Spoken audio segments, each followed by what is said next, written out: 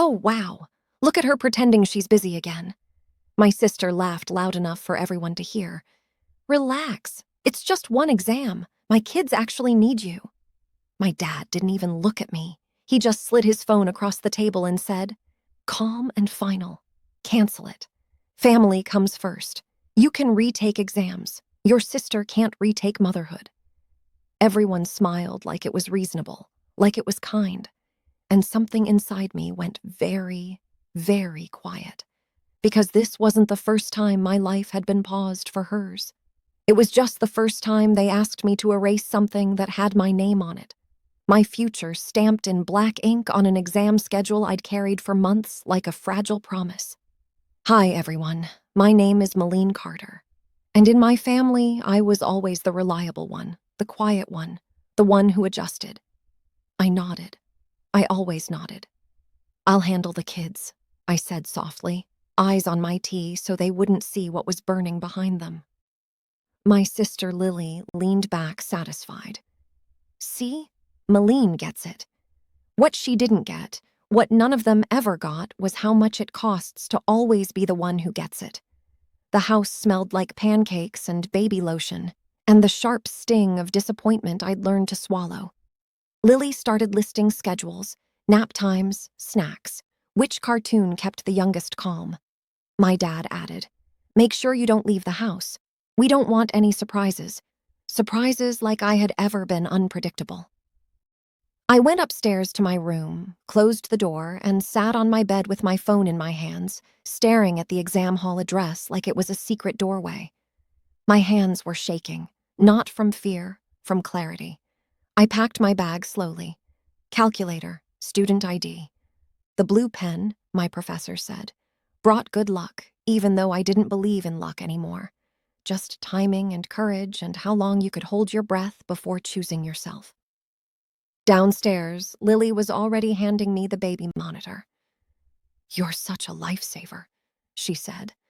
I don't know what I'd do without you. I smiled. Melite, perfect. Then I said, of course, I'll stay right here. They left 20 minutes later, convinced my world had shrunk again to fit inside their plans. The front door clicked shut, and for the first time in my life, I didn't stay where they put me. I picked up my bag, slipped on my shoes, and whispered to the empty hallway. Just this once, I choose me. Outside, the air felt different, like it was watching, and somewhere between the front steps and the street, I realized this wasn't just an exam I was walking toward. It was the moment they'd never forgive me for, and I hadn't even done it yet. The bus smelled like cold metal in someone's cheap cologne. My knee kept bouncing. Not because I was late. I wasn't, but because I kept waiting for my phone to explode in my hand. For Dad to realize the house was too quiet. For Lily to notice the baby monitor still on the table. For someone to finally see the gap where I always stood. My phone stayed silent. Outside the window, the city slid past in gray blocks and wet pavement. I watched students climb on and off, clutching folders, whispering formulas, living inside futures no one had tried to cancel for them. I pressed my student ID between my fingers like a shield. At a red light, my phone buzzed. Dad, where are you? Dad, Lily just called. The kids are crying. Dad, don't do this. Malene. My throat tightened, but my hand stayed steady. I typed nothing. Not yet. When the bus stopped near campus, I stepped down into a wind that smelled like rain and coffee and something sharp and awake. My shoes splashed through a shallow puddle, and I laughed under my breath. A small broken sound like I'd forgotten how. The exam hall was already buzzing. Hundreds of voices, nervous and alive. I took my seat in the third row middle, exactly where I'd planned weeks ago. I set my bag down and then my phone lit up again. Mom, your sister is in tears. Mom, how could you leave when they needed you? Mom, this isn't who we raised. That one stung. Not because it was true, but because it was almost true. The invigilator cleared her throat and said, Foes off, bags under your chairs. I slid my phone into my bag, heart pounding so loud I was sure the girl beside me could hear it. For a second, guilt tried to drag me back. The old reflex, the old leash. Then the papers landed on my desk. My name was printed at the top, and suddenly I wasn't thinking about crying toddlers or angry parents or Lily's perfect life that I kept holding up like scaffolding. I was thinking about everything I had built quietly in the corners they never looked at. Pens scratching, pages turning, time moving forward without permission. Halfway through the exam, I felt lighter, not happy, not safe, but real. When it ended, my hands were numb, my head spinning, and my chest felt like it had finally taken a full breath after years underwater. Outside the hall, sunlight broke through the clouds in thin gold lines. I took out my phone. 37 missed calls and one message that made my stomach drop. Lily, if something happens to my kids, this is on you. My fingers hovered over the screen. Then I opened my camera, turned it toward the campus sign behind me, and took a photo. Proof I had chosen something they never chose for me. I didn't send it yet because I didn't realize that they were already building the story where I was the villain and I was about to give them the picture to hang it on. My thumb hovered for a long second. Then I sent the photo campus sign, blue sky. My exam slipped still in my hand. No caption, no explanation, just truth. The reply came fast. Mom, are you serious right now? Dad, you chose this over your family. Lily, I can't believe you'd be this selfish. Selfish? That word had followed me my whole life like a warning label I was terrified to earn. And now with one photo, I finally had. My chest burned, but something else rose with it. A strange, steady calm. I typed one sentence. Me, I chose what you always told me mattered. Then I put the phone in my bag and started walking. Behind me, campus life kept moving. Laughter, cars, a street musician playing a song that sounded too hopeful for the way my stomach hurt. I walked until my legs shook, until the adrenaline drained and left only the ache. That's when I realized something terrifying. They weren't mad because I disobeyed. They were mad because I proved I could, because once I stopped showing up on command, their control had cracks in it. My phone buzzed again and again, but the message that finally froze me wasn't angry. Who is careful? Dad, come home. We need to talk about what you've done, not what happened, not how are you, what you've done. Like I was a problem that needed fixing. I stared at the screen, heart sinking as I knew that tone.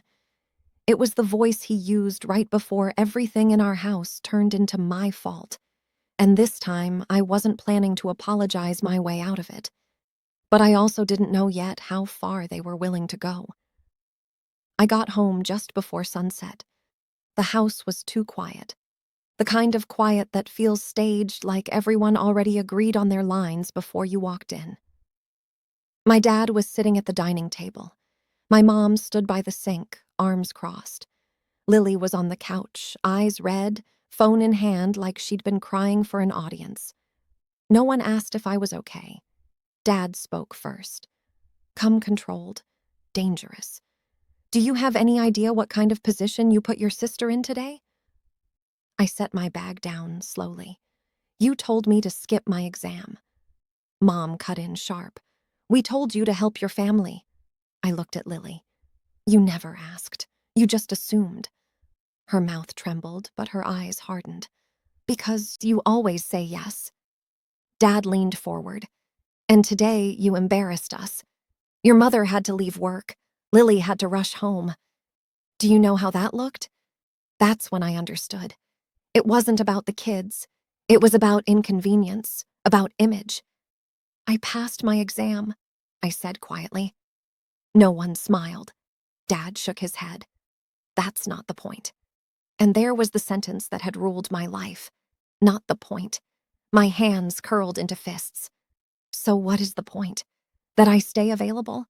That I stay small enough to fix your scheduling problems? Mom's voice cracked. Why are you making this into a drama? We needed you. Lily stood up, and now Dad's saying, maybe I shouldn't let you near the kids anymore because clearly you don't care. The words hit harder than shouting. Not just blame, but punishment. I felt something shift in my chest. Something fragile, snapping. I cared enough to raise myself, I said. Because you were all too busy choosing her. Dad's chair scraped back. That is enough. He pointed toward the stairs. You owe your sister an apology. Now, for a moment, I almost gave it. Muscle memory is powerful, but then I saw it clearly. If I apologized, today would become proof that my future was always negotiable. I lifted my chin. No, the room went dead still, and in that silence, I realized this family had never learned how to deal with a version of me that doesn't bend. Dad's face changed first. Not anger, calculation. If you're going to live in this house, he said slowly, you follow this family's rules, Mom added, softer but just as sharp. And families make sacrifices. I laughed once. It slipped out before I could stop it. Not funny, just tired. So that's it.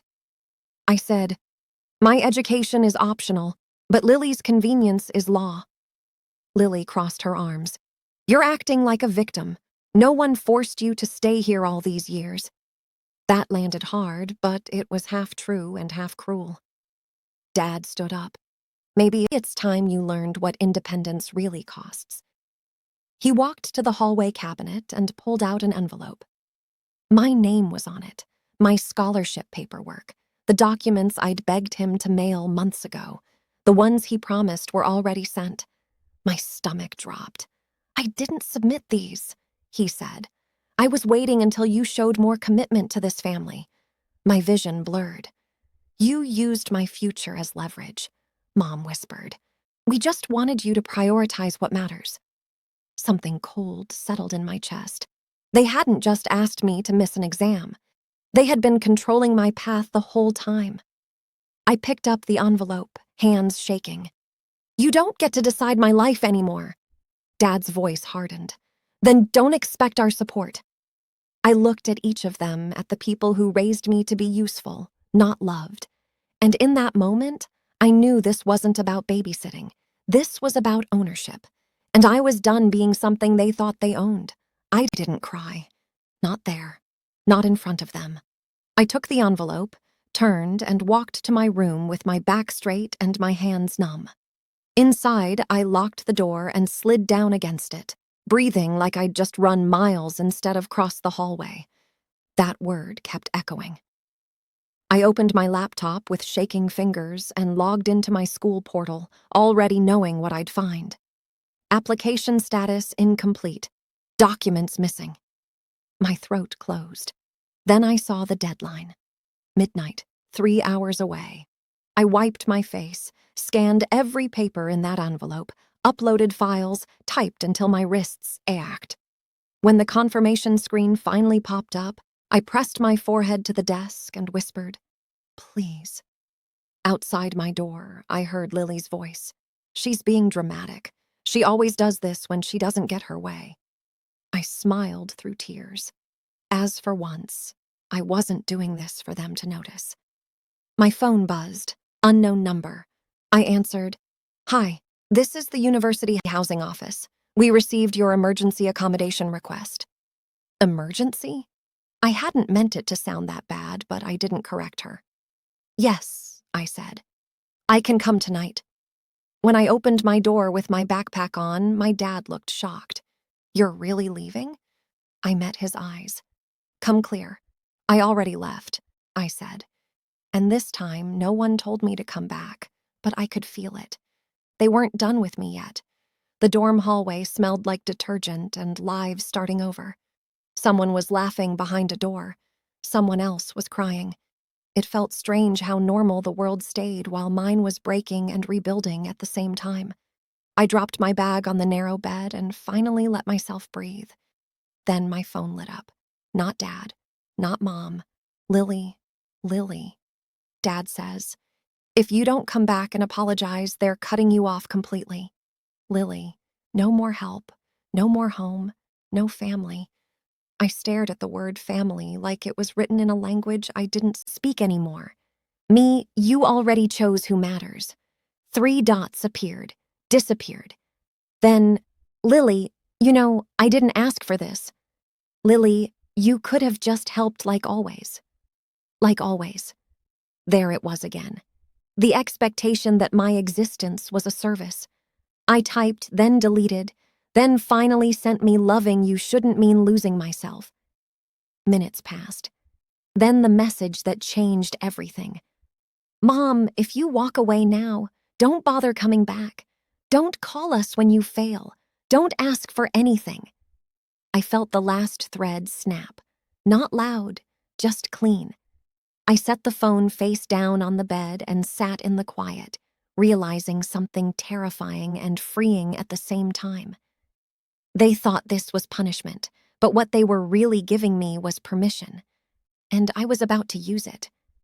2 weeks later, my phone rang during a study break. Dad's name. I almost didn't answer.